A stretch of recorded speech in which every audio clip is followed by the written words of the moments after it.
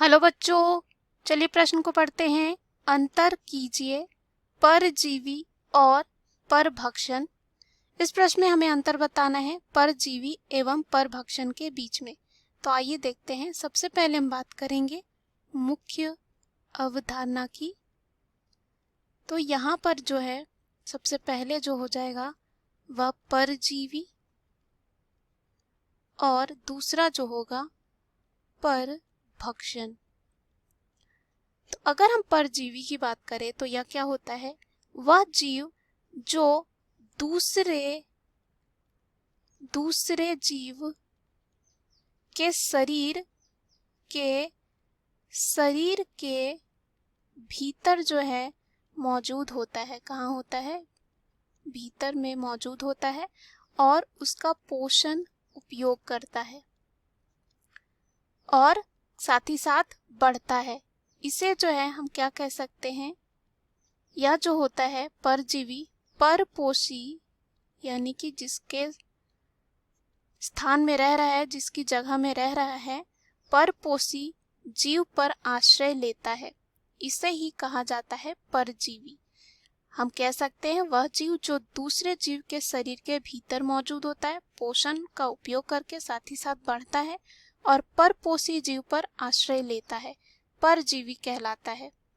उसके बाद अगर हम यहाँ पे बात करें परभक्षण की, तो परभक्षण क्या होता है इसको हम देखते हैं। यहाँ पे जो है क्या होता है कि पारिस्थितिकी में जो है अन्य जानवरों पर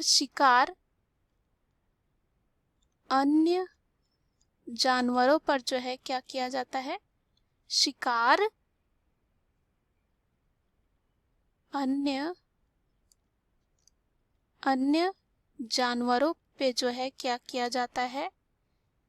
शिकार, और शिकार करने की क्रिया को ही जो है क्या कहा जाता है? परभक्षण कहा जाता है।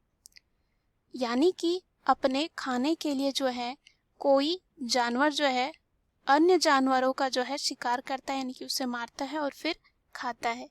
और अगर हम बात करें वह जानवर जो भोजन के लिए दूसरे जानवरों का शिकार करता है और उन्हें मारता है, उसे शिकारी कहा जाता है। और जिस जानवर पर हमला किया जाता है उसे शिकार कहा जाता है। अगर हम यहाँ पे उदाहरण ले परभक्षण में, तो यहाँ पर जो है उदाहरण हो सकता है जैसे कि यहाँ पे जो है शेर हिरन का हम ले सकते हैं। तो यहाँ पे क्या होगा? जो शेर है, शेर जो है किसका शिकार करेगा? यहाँ पे हिरन का। किसका करेगा? हिरन का। तो शेर क्या हो गया? शिकारी, और हिरन क्या हो गया? शिकार। उसके बाद अगर हम परजीवी में अगर उदाहरण लें, तो जैसे कि उदाहरण में अगर हम बात करें, तो जैसे कि होते हैं फीता कृमि, और ये क्या होते हैं? जानवरों में रहते हैं। उसके बाद क्या करते हैं? फीता कृमि ये क्या करते हैं? जानवरों में रहेंगे और क्या करते हैं? उनका भोजन खाएंगे और उनसे जो है क्या होता है? उन्हें पोषक तत्व मिलता है।